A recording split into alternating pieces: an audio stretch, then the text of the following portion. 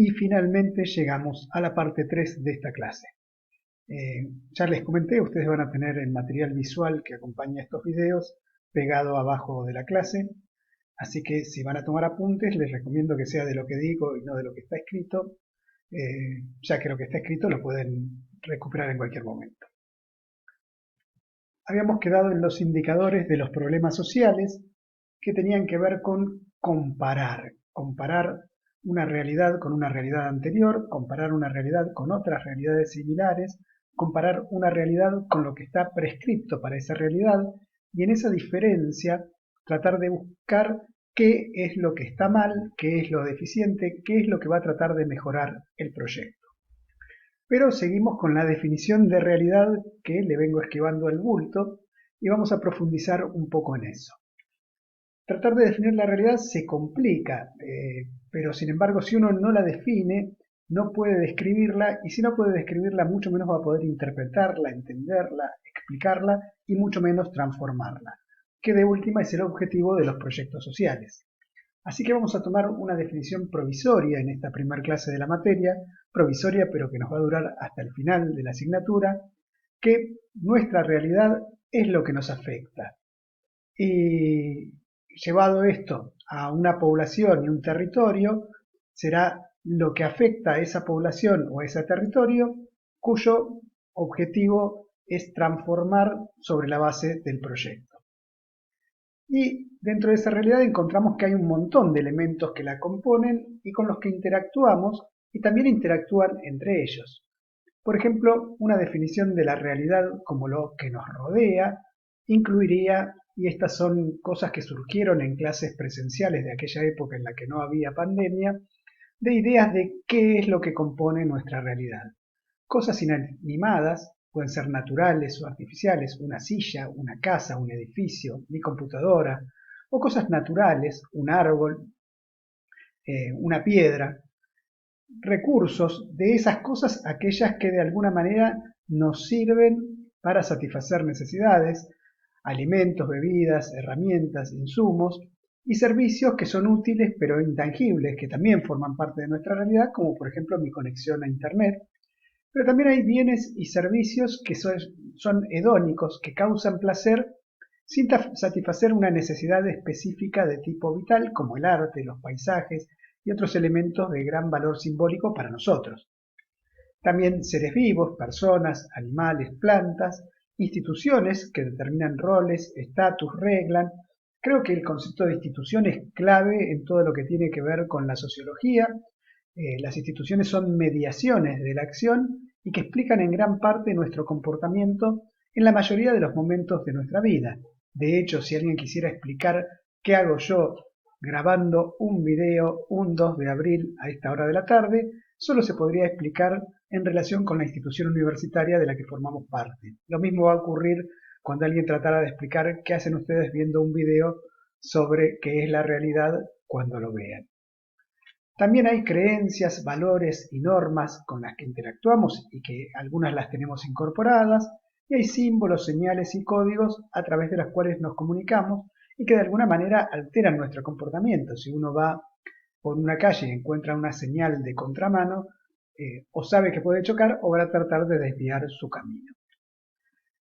Pero cuando volvemos a la idea de lo que nos afecta, de todo eso, lo que nos rodea, hay cosas que nos afectan y que determinan que la realidad sea de una determinada manera y no de otra.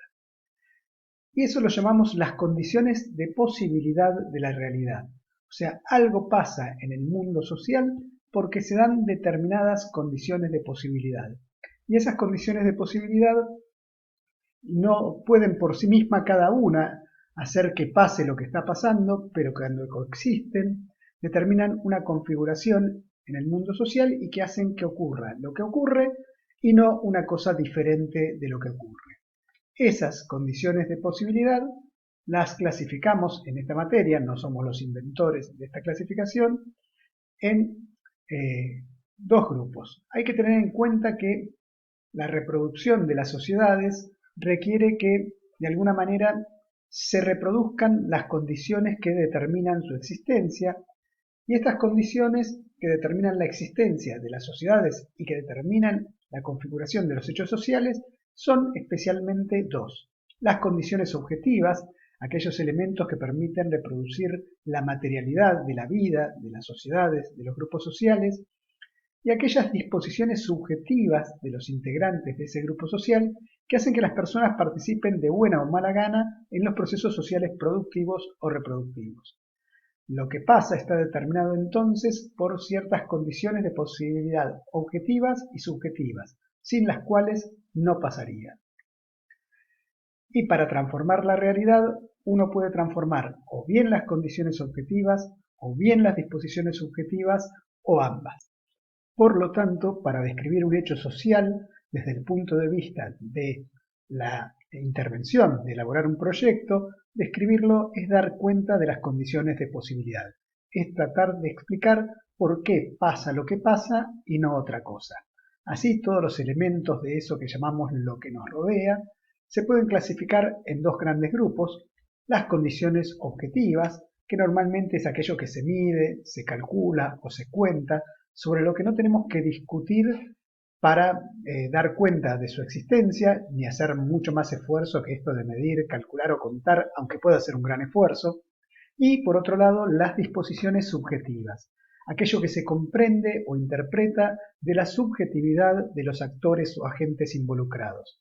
Y en la intersección entre esas dos cosas, lo que se puede describir con consenso acerca de su verdad y su falsedad, y lo que se comprende o interpreta, aparece lo que pasa.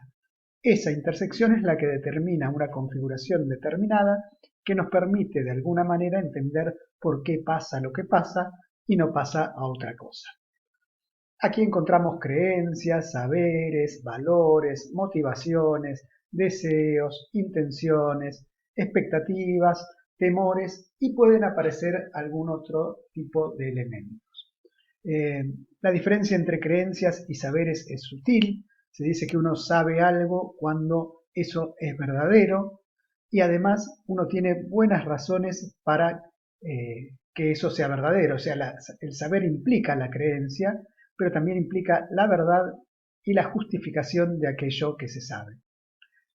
Es importante tener en cuenta esto porque, por ejemplo, nada en el mundo social pasa sin intervención de la subjetividad.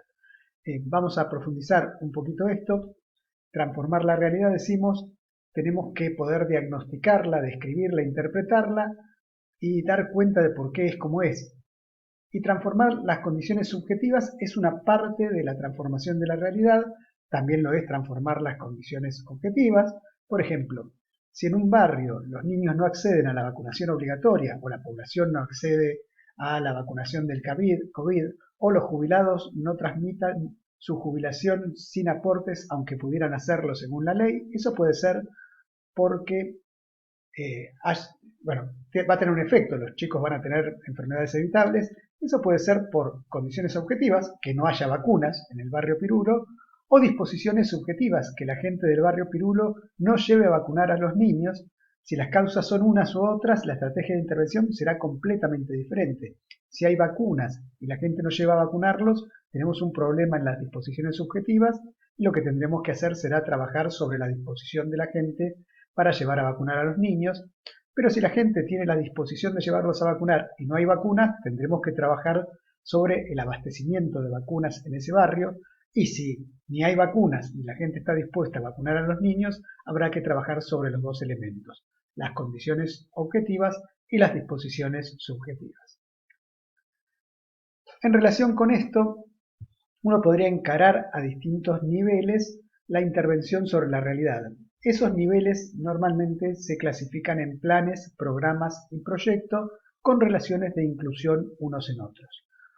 Los planes, que generalmente están en el nivel de los políticos, están formados por un ordenamiento superior y formulados a largo plazo. Por ejemplo, la carrera de Sociología participa de un plan que tiene que ver con la apertura de carreras de ciencias sociales después del cierre de estas en la dictadura. Los programas son un conjunto de proyectos. En el caso de la carrera de Sociología existió el PROSOC, que era el Programa de Mejoramiento de la Enseñanza de las Ciencias Sociales, que en la Universidad de Mar del Plata afectó a Sociología y a Trabajo Social.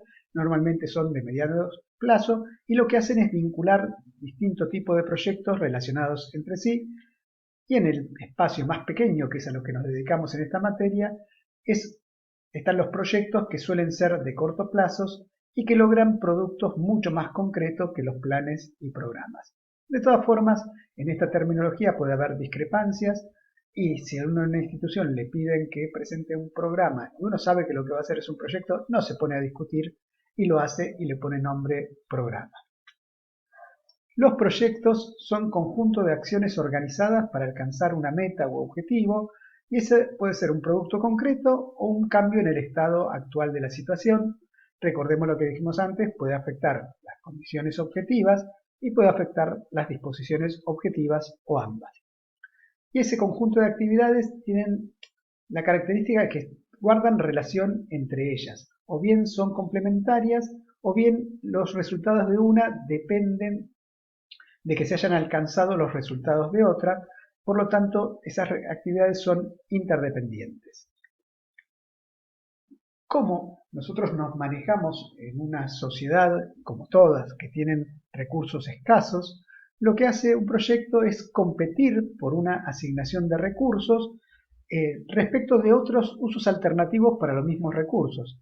Por ejemplo, cuando yo en el segundo cuatrimestre doy el curso de análisis de datos cualitativos, el recurso que estoy poniendo en juego cuando proyecto ese curso soy yo mismo, digo, asígneme funciones en el curso de análisis de datos cualitativos en vez de repetir la cursada de diseño y evaluación de proyectos, porque de alguna manera eso va a ser más útil para los estudiantes de sociología y con eso consigo que me asignen a mí como recurso de una manera diferente a la que no hubiera estado si no hubiera presentado ese proyecto. Algunas preguntas orientadoras para la elaboración de proyectos son con quién vamos a trabajar para hacer ese proyecto, sobre qué se va a tratar ese proyecto, la temática. El equipo y la temática son lo que ustedes tienen que empezar a trabajar para la próxima clase, para quiénes, la población, en dónde, el territorio, para presentar a quién, la entidad que financia, encuadra o autoriza el proyecto, y a quiénes afectan, que normalmente son los beneficiados, pero como todo proyecto implica una reasignación de recursos, puede haber quien se siente perjudicado y puede haber también interesados en participar o aportar ese proyecto y puede también haber competencia, otras personas que quieren esos recursos para asignarlos a otras poblaciones de beneficiados, o otras personas que trabajan con los mismos beneficiados, pero con otros proyectos. Para la próxima clase esperemos que ustedes tengan definido con quién van a trabajar, o sea, el equipo de trabajo, 2 a 3 estudiantes, y la temática, de qué se va a tratar el proyecto. Salud, educación, vivienda, infraestructura urbana, participación política o lo que ustedes prefieran. Y esto continuará en el próximo video que será para la próxima semana.